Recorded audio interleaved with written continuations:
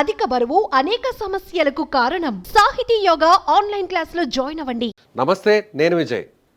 మంచు మోహన్ బాబు ఆస్తుల వ్యవహారంలో ఇప్పుడు మరొక బిగ్గెస్ట్ ట్విస్ట్ జరిగింది. ఏంటంటే మోహన్ బాబు తన ఆస్తులకు సంబంధించి కొంతమంది ఆక్రమించారు, జల్పల్లిలో ఉన్నటువంటి ఆస్తుల్ని కొంతమంది అక్రమంగా ఆక్రమించారంటూ కూడా నేరుగా స్వయంగా ఆయన కలెక్టర్కు ఫిర్యాదు చేయడం జరిగింది ఒక రిక్వెస్ట్ ద్వారా. అయితే ఇప్పుడు కలెక్టర్ కూడా వెంటనే పోలీసులకు సమాచారం ఇవ్వడం జరిగింది. వెంటనే అక్కడి నుంచి మనోజ్ కూడా కలెక్టర్ ముందు హాజరవడం జరిగింది. అయితే ఇప్పుడు సీనియర్ సిటిజన్ యాక్ట్ అంటే ఏంటి, ఈ యాక్ట్ ప్రకారం తన ఆస్తులను తనకు ఇవ్వాలంటూ మోహన్ బాబు ఎందుకు కోరారు, దీని గురించి మాట్లాడదాం. మనతో పాటు చట్ట ప్రకారం ఇది సాధ్యమవుతుందా, ఒకవేళ కొడుకులకు కానీ ఆస్తులు ఇస్తే ఆ ఆస్తుల్ని తిరిగి వెనక్కి తీసుకునేటువంటి అవకాశం ఇందులో ఉంటుందా? మనతో పాటు లైవ్ కాల్లో ఉన్నారు హైకోర్టు అడ్వకేట్ సుంకర నరేష్ గారు. సార్ నమస్తే. నమస్తే అండి. సీనియర్ సిటిజన్ యాక్ట్ ప్రకారం ఆస్తుల్ని వెనక్కి తీసుకునేటువంటి అవకాశం ఉంటుందా ఒకవేళ కొడుకులకి రాసిస్తే? ఇది మోహన్ బాబు గారి విషయంలో కానీ మిగిలిన ఏ విషయంలో కానీ ఈ రోజు మనం చట్టం గురించి మాట్లాడుకోవాలి అంటే కనుక the maintenance and welfare of parents and senior citizens act 2007 అండి. ఈ చట్టం మనం మాట్లాడుకోవాల్సిన విషయం. దీనికి సంబంధించి ఒక 32 సెక్షన్స్ ఈ చట్టంలో పొందుపరిచి ఉండటం జరిగింది. సో ఈ చట్టంలో సెక్షన్ 4 ప్రకారము ఎవరైనా సరే పేరెంట్స్ని maintenance of the parents and senior citizens అని చెప్పి అని అంటారండి.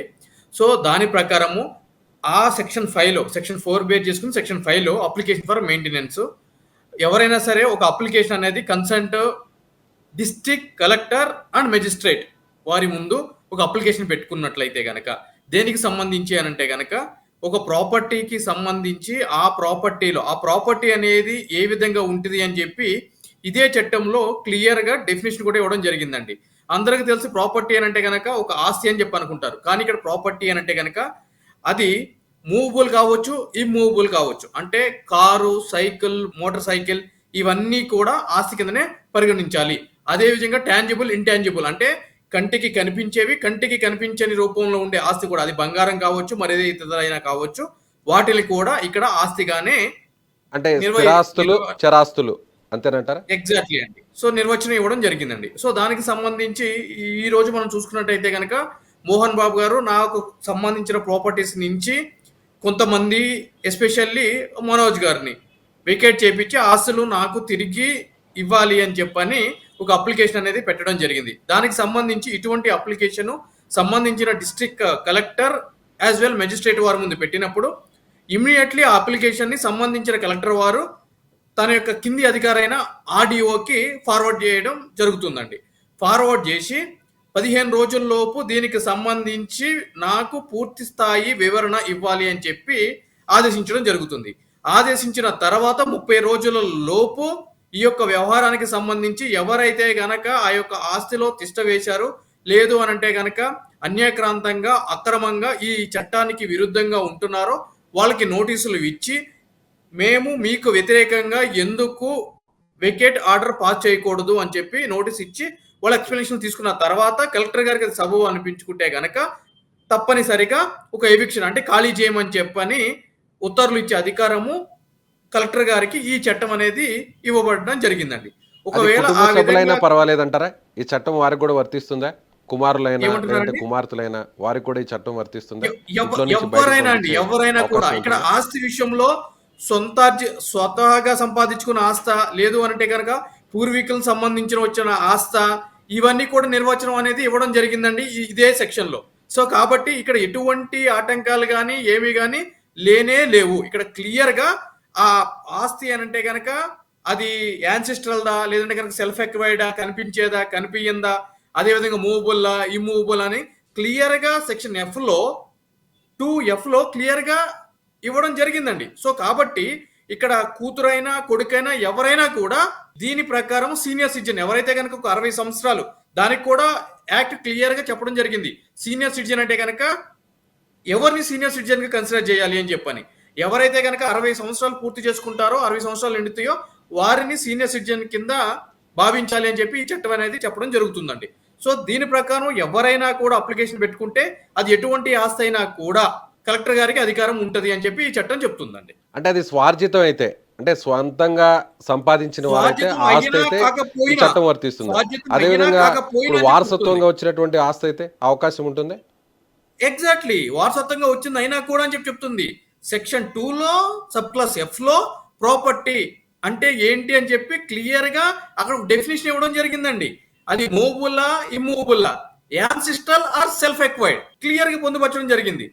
యాన్సిస్టల్ అంటేనేమో తరతరాల నుంచి తాతల నుంచి తండ్రుల దగ్గర నుంచి వచ్చే ఆస్తిని యాన్సిస్టల్ ప్రాపర్టీ అంటారు. సెల్ఫ్ ఎక్వైర్డ్ అంటేనేమో కష్టార్జితంతో సొంతంగా సంపాదించుకున్నది సెల్ఫ్ ఎక్వైర్డ్. ఇదైనా కూడా అదైనా కూడా మూవబుల్ అయినా కూడా ఇమూవబుల్ అయినా కూడా రెండిటికి వస్తుంది. కనిపించేదైనా సరే కనిపించకూడదైనా కూడా. ఓకే. ఇప్పుడు మోహన్ బాబు గారి ఆస్తులకు సంబంధించి కొడుకులకు అసలు ఎలాంటి రైట్స్ లేవంటారా? పర్టికులర్గా ఇప్పుడు మనోజ్కి అసలు ఎలాంటి రైట్ లేదంటారా? ఇప్పుడు ఒకవేళ మోహన్ బాబు గారు మొత్తం ఆస్తి అంతా మోహన్ బాబు గారి విష్ణుకే ఆస్తికి రాసిచ్చేస్తే సంబంధించి అది నిజంగా Yes, yes, చట్టం అది ఒప్పుకుంటుందా?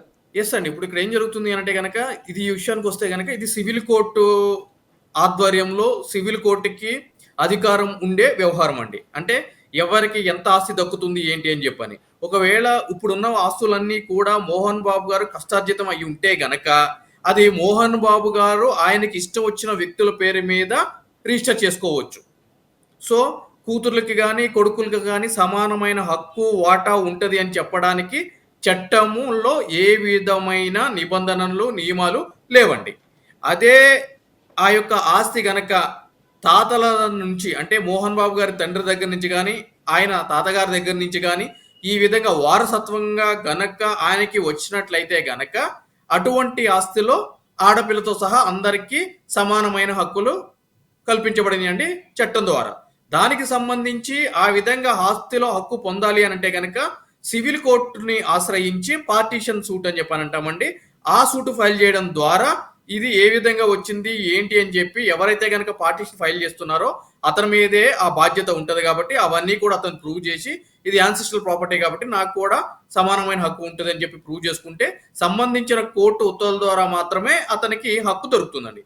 అదే కష్టార్జితం అయితే మాత్రం ఎవరికి ఎటువంటి హక్కు ఉండదు. నరేష్ గారు మరొక డౌట్ కూడా ఏంటంటే ఇప్పుడు ఒకవేళ అంటే తండ్రి సంపాదించినటువంటి ఆస్తి మీద కొడుకులకు ఎలాంటి రైట్స్ లేకపోతే అంటే ఈ పర్టికులర్గా ఈ విషయంలో మోహన్ బాబు గారు సొంత కష్టంతో ఈ ఆస్తిని సంపాదించుకుంటే ఆ ఆస్తి మీద ఎలాంటి రైట్స్ మనోజ్కి లేవనుకుందాం.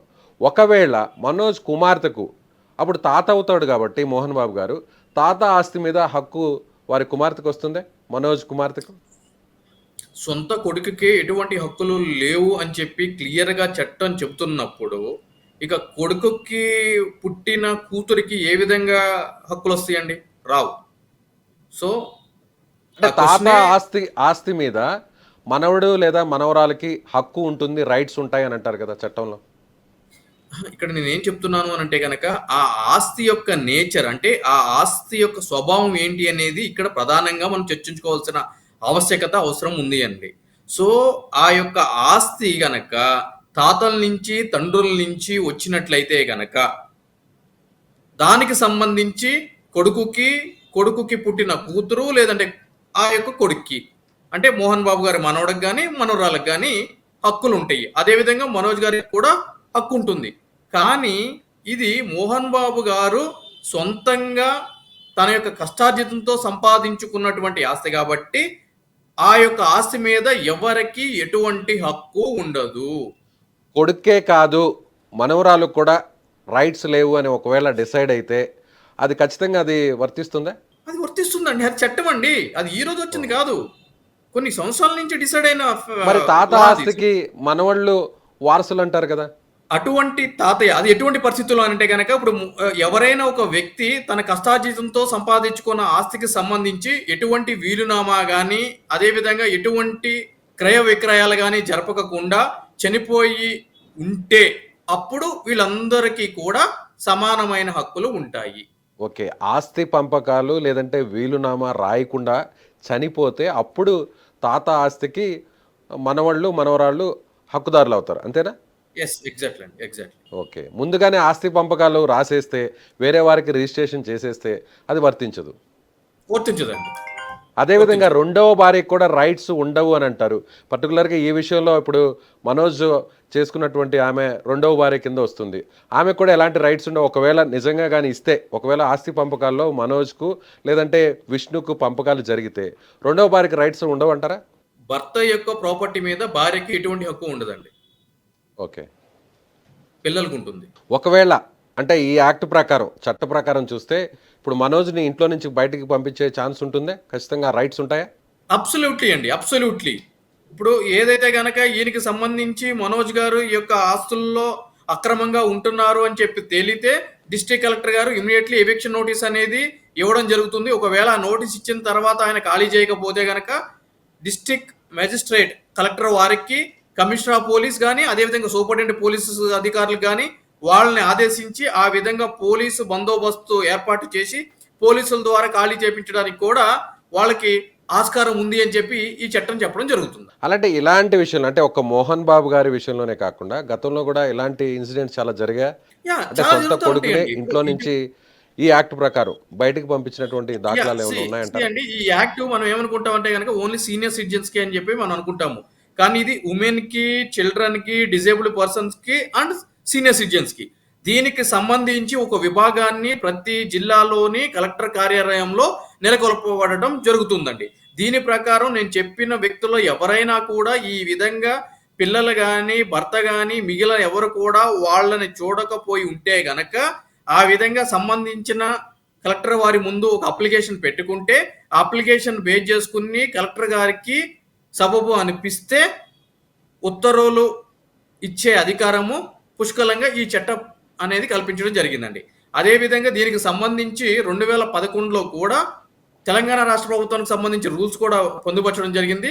ఆ రూల్స్ కూడా కఠినతరంగానే ఈ సీనియర్ సిటిజన్స్కి అనుకూలంగానే చేర్చడం కూడా జరిగిందండి దీంట్లో. సో ఇటువంటికి సంబంధించి అనునిత్యం కూడా ఈరోజు మనం చూసుకున్నట్లయితే కనుక ఈ భార్యాభర్తల మధ్య తగాదాలు ఏర్పడినప్పుడు ఈ భార్యలు 490 కేసు పెట్టిన తర్వాత సంబంధించిన కలెక్టర్ వారికి మాకు ఆ యొక్క ఇంటి విషయంలో, భర్త యొక్క ఇంటి విషయంలో మాకు కూడా హక్కు ఉంటుంది అక్కడ ఉండడానికి అని చెప్పి డీవీసీకి సంబంధించి కూడా ఈ యొక్క అధికారి దగ్గరికి ఒక అప్లికేషన్ పెట్టడం జరుగుతుంది. దాన్ని ట్రాన్స్ఫర్ చేయడం జరుగుతుంది. అది కోర్టులో డీవీసీ కింద నెంబరింగ్ కూడా అవడం జరుగుతుందండి. ఇది సర్వసాధారణంగా జరిగే ప్రక్రియ మాత్రమే.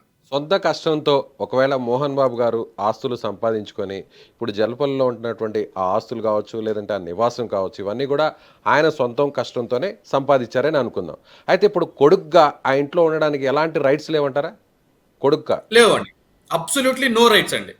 అబ్సల్యూట్లీ నో రైట్స్ అండి. Right sir, thank you so much Naresh గారు. ఇది హైకోర్టు అడ్వకేట్ సుంకర నరేష్ గారు చెప్తున్నట్టుగా ఖచ్చితంగా ఒకవేళ స్వార్జితం అంటే తన కష్టంతో సంపాదించుకున్నటువంటి ఆస్తుల్లో కొడుకులకి ఎలాంటి రైట్స్ లేవు. మోహన్ బాబు గారి విషయంలో ఒకవేళ ఆయన స్వార్జితం అయితే ఖచ్చితంగా ఆయన ఎవరికైనా కూడా ఈ ఆస్తులను రాసిచ్చేటువంటి హక్కు ఆయనకుంటుంది.